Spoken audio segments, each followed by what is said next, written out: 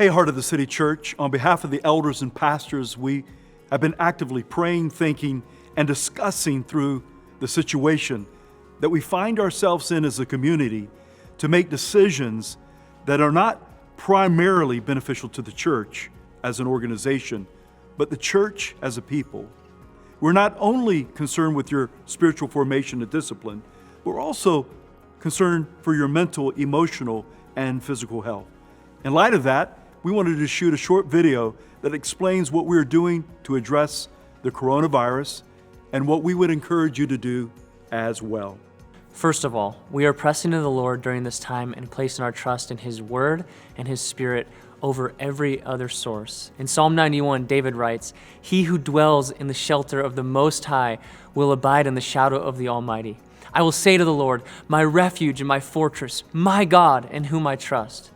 We want to invite you to join us in taking on the perspective that David had during this time, reminding ourselves that God is our refuge and our fortress, and that we can put our trust in Him.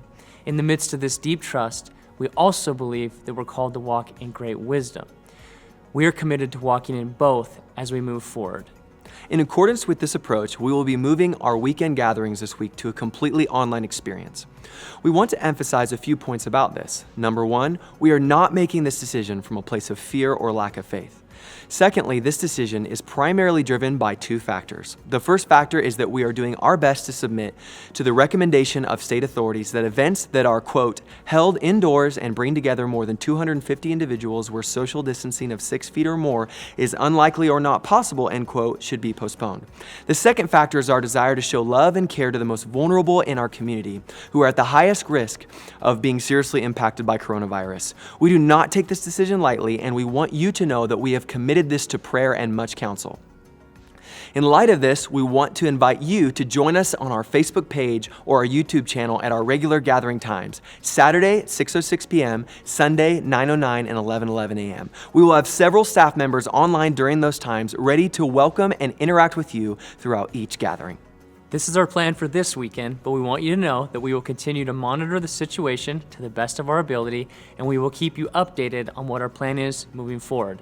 Times of uncertainty can be difficult, but what a great opportunity for the church to be the light of the world and a beacon of hope to all people. We can't wait to worship with you this weekend, even if in your home, and we're excited to see all that God is going to do among us.